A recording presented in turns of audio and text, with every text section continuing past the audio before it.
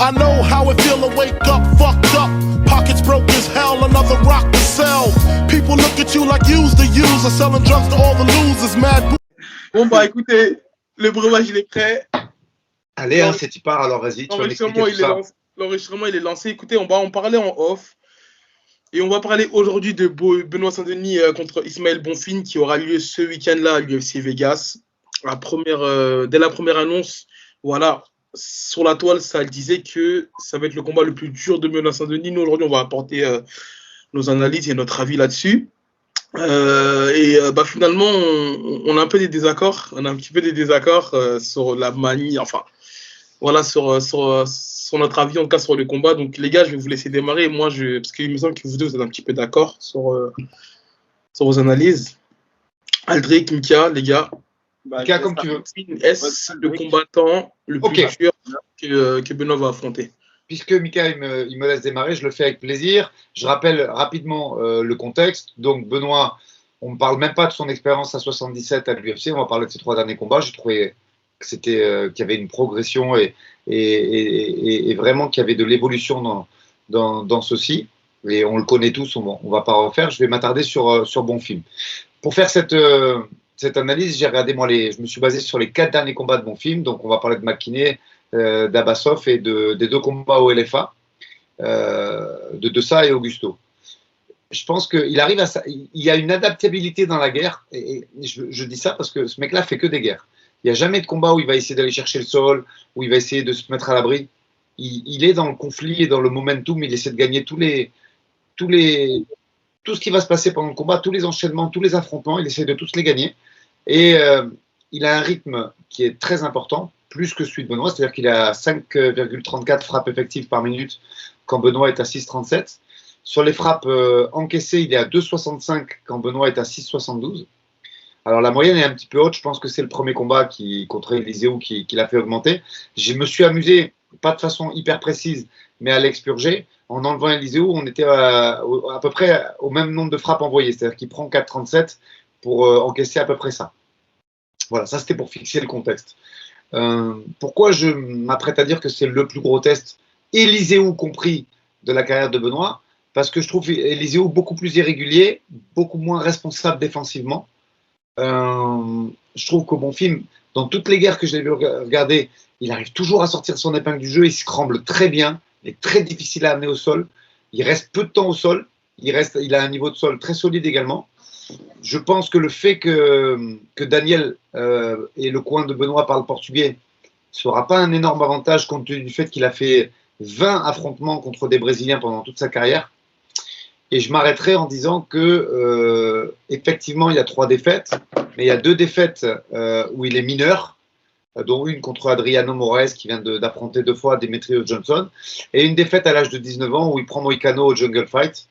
Donc il est sur une série de victoires de folie et je le trouve extrêmement compliqué et j'espère vraiment que Benoît sort son... Moi je pense que pour le battre, il faut que Benoît il soit en ultra instinct samedi soir. Il faut qu'il fasse le combat de sa vie, qu'il arrive à faire une guerre incessante de 3 rounds, sinon je pense que ça va être très très très compliqué. Voilà, je te laisse continuer, Mika. Ouais, après moi sur l'analyse des chiffres, on est obligé de constater aussi que c'est 2 fois plus d'expérience de la part de Bonfim. Désolé parce que je sais pas c'est quoi. Je me disais ça vient de ce bruit là. C'est mon PC mais j'arrive pas à comprendre. C'est Bonfim, c'est quand même 2 fois plus d'expérience. Ouais, ça c'est pas anodin. C'est un gars aussi comme tu le disais, qui s'est fait dans le dur. Le LFA, on en parle trop peu, mais le LFA, c'est l'un des principaux tremplins aux États-Unis pour signer à l'UFC. C'est un gars qui est passé par le Contender Series ensuite. C'est un gars qui a combattu au Brésil au Jungle Fight. C'est un mec qui est habitué des grosses orgas et il s'est fait dans le dur. Et voilà, et quand tu regardes ses défaites, c'est Renato Moicano, c'est quand même loin d'être un gars facile. C'est un gars qui aujourd'hui est toujours à l'UFC et qui a gagné récemment contre Brad Riddell. Brad Riddell, c'est pas le dernier venu. Il a perdu, comme tu le disais, contre Moraes. Ouais, Moraes. Aujourd'hui, on sait où il est. Voilà, c'est très solide. Maintenant, quand tu regardes les performances de Benoît Saint-Denis, on le sait aussi, c'est à la vie ou à la mort. Et c'est le cas de le dire, c'est son état d'esprit de toute manière. Il le prouve, il veut vraiment aller au bout. Maintenant, il va falloir qu'il fasse attention parce qu'en face de lui, moi, ce que Bonfim, j'ai l'impression qu'il a et qu'on n'arrive pas à bien lire, c'est sa puissance de frappe. Je pense que c'est un gars, quand il te touche, il te connecte durement. Et le gros hic jusqu'à maintenant de Benoît Saint-Denis, c'est qu'il a quasiment pas fait un combat dans lequel il s'est pas fait toucher à un moment donné. C'est dû à son style, Mika. C'est dû à son style, mais Bonfim, quand ça touche, à mon avis, Bien sûr. ça fait beaucoup plus mal que enfin, Ouais. moi, c'est le ressenti que j'ai sur Bonfim. Bien sûr. Maintenant, on le sait, hein, Saint-Denis, pour moi, sa qualité principale, ça reste le sol. Je sais que c'est quelqu'un qui aime bagarrer. C'est son style, il aime bagarrer. Il veut faire le spectacle, il veut aller au bout. Maintenant, si tu regardes sa sortie à l'UFC Bercy, et c'est là où il a gagné la performance, il gagne la performance grâce à son style. Mais si il fait un combat un peu plus mesuré, il prend l'adversaire sans prendre de risques. Sauf que là, il a décidé de prendre des risques et à un moment donné, il se fait contrer assez durement face à un mec qui n'est pas du tout du niveau de Bonfim. Donc moi, je rejoins Aldric quand il dit que Bonfim est le plus gros test en carrière, y compris Éliseu, parce que Éliseu, effectivement, grosse expérience et on l'a encore vu à l'UFC récemment, c'est quelqu'un qui gagne. Il avait évidemment l'avantage du physique, mais il n'avait pas l'avantage sur les capacités athlétiques. Bonfim, athlétiquement, c'est meilleur. Ça va être plus dur. Et au niveau du striking, c'est plus dur, c'est plus jeune. Et sincèrement, c'est un combat que je trouve hyper difficile pour Benoît Saint-Denis. Et je l'avais dit aussi, c'est un combat que je trouve bourbier quand tu sais que tu as un Bercy au mois de septembre. Parce que je ne suis pas sûr que tu puisses sortir d'un combat contre Bonfim en 3x5 sans séquelles. Et je sais que Saint-Denis, il ira au bout de ce qu'il s'est donné.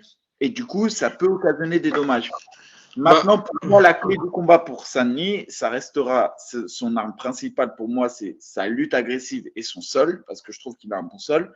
Mais Bonfim, attention encore une fois, c'est difficile à maintenir au sol. C'est vraiment du pur produit brésilien, un peu shoot au boxing, mais qui sait faire du sol. Donc voilà, c'est. Enfin, je pense à mon pronostic, je pense qu'il va me surprendre. Mais Adric, quand tu parles de Bonfim en disant qu'il va à la guerre, moi je trouve que c'est des guerres stratégiques. Ça veut dire que dès lors que ça va beaucoup changer du côté adverse, il va savoir ressortir. Tu vois, c'est pas des guerres où il va y avoir du dogfight et tout. Donc je trouve intelligent. C'est vrai qu'il est précis. Il n'envoie pas énormément de volume, je trouve, mais quand il touche, quand il envoie, ça touche. Maintenant, en fait, forcément, vu que là, peut-être je suis un petit peu chauvin, parce que quand je regarde les tests, c'est comme quand William Gomis il affrontait le gars invaincu et que je regardais son adversaire, en fait, j'étais plus là, en fait, on va dire, à prendre en compte les défauts et les ouvertures, tu vois. Et en fait, je trouve que Benoît, il a ses chances. Certes, c'est peut-être le plus gros test de sa carrière, mais il a autant de chances de gagner que de perdre. Non, moi, je vois. Surtout, Ouais, vas-y. Non, mais surtout dans sa manière de boxer, il a souvent son hypercute gauche qu'il envoie au corps. Je trouve qu'à ce moment-là, il a beaucoup d'ouverture. Et lorsqu'il est il a un gars qui lui marche dessus, il a tendance à aller coller son doigt à la cage. Et je trouve que Benoît, c'est aussi un défaut comme une qualité, mais il a la marche avant Benoît. Certes, ça peut le pénaliser parce qu'il peut se faire énormément contrer, comme le disait Mika à l'UFC Paris, il s'est fait contrer contre Elidze. On a vu que voilà, il en prenait beaucoup trop, mais c'est dû à son style. Mais je trouve que la clé pour moi, ça va être vraiment de mettre une marche avant et de ne pas laisser Bonfim s'installer, de ne pas le laisser dérouler et d'aller lutter en cage contrôle. Et surtout que quand il est souvent dos à la cage, il a ce réflexe-là à aller vouloir tenter un arrêt gauchi, enfin un Uchimata. C'est la position style judoka. Et à ce moment-là, je trouve que moi, il y a une ouverture pour se faire prendre le dos. Et pour moi, en tout cas, voilà, Benoît, c'est de cette manière-là qu'il pourra. Mika, tu stresses avec ton oui. Donc pour moi, Benoît, en tout cas, à ce moment-là, il aura peut-être une ouverture. Et je prends le risque de le dire. Pourquoi pas avoir peut-être une soumission de la part de Benoît. Après, moi aussi, je pense qu'il a une chance de gagner. Attention, j'ai pas dit il a pas. Mais juste les gars, pour préciser quand même aux gens qui vont nous écouter, je pense qu'on est tous les trois, on a tous les trois envie, on est tous les trois supporters de Benoît. Bien là, sûr. C'est juste une analyse où on débat de ce qui peut et de ce qui va se passer. On essaie d'anticiper un peu ce qui va se passer pendant le combat, mais les choses, elles sont très claires. Moi, je souhaite de tout mon cœur que Benoît s'impose et qu'il re-signe un très beau deuxième contrat à l'UFC derrière ça.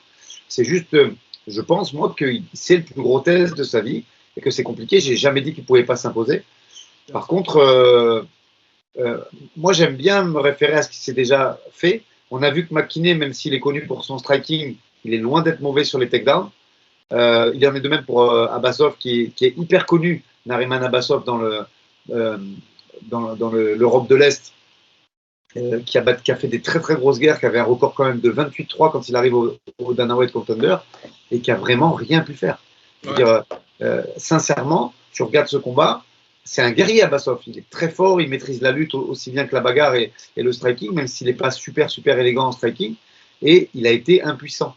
Donc, je dis juste que l'interview de Gilbert Burns, elle est préoccupante aussi quand Gilbert a mis quand même les gants avec des mecs internationalement, mondialement connus, qui est lui-même une star de l'UFC, il dit qu'il n'a jamais vu un mec qui frappait aussi fort. Je pense que quand même, c'est un test. Pour moi, ce mec-là, il est top 15 UFC déjà, sans en avoir l'étiquette. Voilà ce que je pense très sincèrement. Et je pense qu'on parlait de Moïcano tout à l'heure, qu'il a battu à l'âge de 19 ans en 2014, je crois, ou en 2015 au Jungle Fight. Mais moi, je pense qu'il est plus fort que Moïcano aujourd'hui. Voilà mon intime conviction. Et je te laisse continuer, Mika. Mais moi, je pense qu'aujourd'hui, Bonfim, il est plus fort que Moïcano. Voilà ce que je pense. Ouais, voilà, moi, je voudrais juste nuancer les propos. C'est vrai que je trouve que le combat va être extrêmement difficile pour Benoît Saint-Denis. Vraiment, je le pense. Hein. Maintenant, dire qu'il n'a pas ses chances de gagner, ça serait manquer de respect à Benoît et son team. Bien sûr que je pense qu'il a des chances de gagner et bien sûr que je pense qu'il va venir avec une stratégie en place. Maintenant, j'ai du mal à avoir la stratégie avec laquelle il va venir, pour être honnête.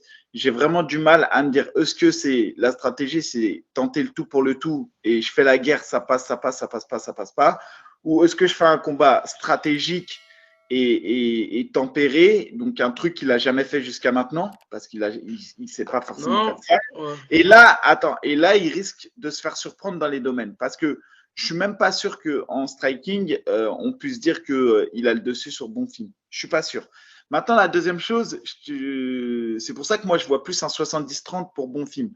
Et pourquoi je te dis ça? Il y a quelque chose souvent qui ne trompe pas, c'est les codes sportifs. Quand tu vois une cote sportive de Benoît Saint-Denis à 2,90 et de Bonfim à 1,17, ça veut dire quelque chose. On peut pas balayer ça d'un revers de main. Quand je vais sur les classements Fight Matrix et que je vois Benoît Saint-Denis qui est en lightweight, enfin 92, et que je vois l'autre qui est 44, c'est énorme, 60 places à ce niveau-là. C'est pas 60 places qui font que c'est énorme, 60 places au niveau. Quand tu arrives dans le top 100 et que tu prends 60 places, c'est énorme. Et ce que je veux dire, il y a une vraie différence aujourd'hui. Et par contre, c'est ce que Benoît voulait. Hein. Benoît, il a dit, moi, je veux et je veux des défis qui m'ouvrent les portes du top 15. S'il gagne ce gars-là, il va montrer clairement qu'il a définitivement sa place dans le top 15. Maintenant, pour moi, j'aurais trouvé, par exemple, plus judicieux d'affronter, je l'ai toujours dit, des mecs comme Paddy Pimblett qui vont lui ouvrir une certaine, entre guillemets, hype, ou par exemple Terence McKinney qui s'est fait manger par Bonfim. Je pense que c'est des gars qui t'ouvrent une certaine hype aussi. Là, aller affronter Bonfim au mois de juin avant un UFC Bercy, je trouve que c'est pas terrible. Franchement, sur le choix, je trouve que c'est pas. Souvent, on critique les choix stratégiques dans le matchmaking de teams. Là, on le fait rarement quand ça vient pas du factory. Et c'est rare, hein, parce que Pelletier, en général, il fait quand même des bons choix stratégiques. Mais là, pour le coup, je trouve que stratégiquement, c'est pas ouf. C'est pas en plus, il arrive en fin de contrat, là, Benoît, il me semble. Là. Non, mais ça, à la rigueur, il sera re-signé parce qu'il a montré. Franchement, il a montré du cœur. Il a montré qu'il avait le niveau de l'UFC. Ça, c'est pas un souci. Maintenant, l'étape qu'il s'apprête à franchir aujourd'hui est haute. Et peut-être trop haute, et c'est surtout pour moi un risque trop important quand tu sais que tu as un UFC Paris au mois de septembre. C'est le ressenti que j'ai. Après, je suis pas dans sa tête, je suis pas dans son coin, et voilà, lui, il aime les défis, il a envie d'aller dans le top 15 très rapidement, ok. Maintenant, en face, tu as une réalité, et la réalité du moment, elle s'appelle Ismaël Bonfim, et sincèrement, c'est très solide. Maintenant, je suis tout cœur avec Benoît. Mais sur ce que j'ai pu voir, moi, des combats à l'UFC et sur les carrières de chacun et sur l'expérience de chacun, je pense que Bonfim est largement favori. et ça va être compliqué pour Benoît. Et la seule chance que je vois pour Benoît, c'est d'aller faire une guerre dès le début et de limite jeter une pièce et dire pile ou face, mec. Non, pour moi, c'est pas la bonne stratégie. En gros, d'aller tenter le tout, pour moi, c'est pas la bonne stratégie parce que, comme vous avez dit, en face, ça cogne et si ça touche, ça peut éteindre. Pour moi, là, comme je l'ai dit, la faille dans le combat, pour moi, c'est d'aller faire la guerre, certes, mais intelligemment et d'aller coller et faire du cash control. Je pense que l'ouverture, elle peut se trouver à ce niveau-là. Mais tenter le tout pour le coup et être trop ouvert, comme il le fait Benoît d'habitude, et se manger des contres, je pense que là, ça va vraiment être un risque. Parce que là, le gars en face, en plus, il a une bonne défense de lutte. Donc, pour moi, il va pas falloir aller lutter un petit peu hasardeusement. Non, pour moi, il va vraiment falloir que Benoît monte les mains et s'impose dans la cage et qu'il aille le lutter contre la cage, en cage contrôle. Je pense qu'à ce moment-là, il peut y avoir une ouverture, une prise de dos et pourquoi pas une soumission. En tout cas, je vois une soumission de la part de Benoît. C'est vrai que quand on écoute les pronostics en général et les analyses et tout, ça paraît un petit peu fou, mais c'est l'avis que je me suis fait. Non, mais après, les analyses et les cotes de Paris, elles sont dans la raison. Il faut quand même pas. Moi, il a raison, Mika, il faut quand même donner des chiffres. Le mec, il est sur 13 victoires consécutives. Si tu prends ses 4 derniers adversaires, ça fait 63-10. C'est son bilan est ultra solide. Il vient de prendre un prospect parce que McKinney, je suis d'accord avec Mika, il a des faiblesses, il est encore trop foufou. Mais contre Drew Dober, il a été quand même pas loin de faire le combat de l'année. C'est quand même un garçon qui est reconnu et respecté à l'UFC. Il lui a roulé dessus sur un round complet et puis il a changé la strat, il a réaccéléré au deuxième, il l'a fini. Le bilan, il est énorme. Et moi, ce que je voulais juste préciser, c'est que voilà, j'ai entendu sur pas mal d'analyses, oui, mais c'est quand même moins fort que Éliseu. Moi, je pense pas. On l'a dit au début, je pense que c'est beaucoup plus fort, plus régulier. Et tu vois, il y a quand même 6 victoires par décision. Je crois, je ne veux pas dire de bêtises, je vais vérifier vite fait. Ouais, c'est ça. Et en fait, il y a 9 KO, 6 décisions, 4 soumissions. C'est très complet, c'est surtout régulier. C'est-à-dire que moi, je me suis amusé à regarder pas mal de ces combats. C'est durable. Il descend jamais de régime au 3e round. C'est un mec qui est entraîné. Son équipe, on n'en parle pas assez, mais c'est une des équipes qui a vraiment la cote en ce moment, c'est Rado MMA. Il y a beaucoup de gens qui vont faire du sparring là-bas. Il y a énormément de Brésiliens qui sont à l'UFC dans cette équipe. Je pense que c'est un test très difficile et que moi, le game plan, je le vois comme Mika. C'est-à-dire que je pense que s'il n'y a pas une agressivité permanente, beaucoup de rythme et qu'il ne se sert pas de sa lutte, je pense que ça passe pas. Par contre, s'il est dans un bon jour, qu'il arrive à frapper, à mixer, à boxer pour lutter, à lutter pour boxer, qu'il arrive à le mettre en difficulté, même si derrière ça scramble et qu'il marque ses points, je ne le vois pas finir bon film, mais peut-être une victoire à la décision à 29-28 ultra serré où on a peur jusqu'à la fin. J'y crois, mais ça va être en tous les cas un très très gros test. Et surtout, ça va être un combat où, à mon avis, l'erreur sera sanctionnée dans la seconde. C'est-à-dire que tu fais une faute contre un mec comme ça, tu es sanctionné. Il ne faut pas oublier qu'aujourd'hui, maintenant, dans les critères de notation, le catch control compte beaucoup moins que les dommages. Hein. C'est fini d'aller contrôler son adversaire. Ah non, bien sûr. Quand je parle de catch control, c'est pas pour faire de la gestion. Hein. C'est pas pour faire de la gestion, vraiment pour créer des ouvertures. C'est vrai qu'il a perdu 3 fois par soumission, mais encore une fois, ça remonte à longtemps et c'est face à des mecs aujourd'hui qui ont prouvé que c'était des top 10 de l'UFC presque. Puis Mika, il y a 2 défaites à 16 ans quand même. Oui, non, mais c'est pour ça. Et lui, il fait ses sparring. Ça aussi, ça joue, même si, bon, c'est pas parce que tu t'entraînes avec que tu as le même niveau qu'eux. Mais c'est Vincent Teluque, c'est Burns, tu vois, c'est Muniz. Il y a du blast quand même dans ses sparring. Donc, ouais, ça va être, franchement, ça va être un beau combat. En tout cas, on est tous derrière lui et forcément, je serai devant ma télé. Et s'il gagne, Oui. c'est d'autant plus.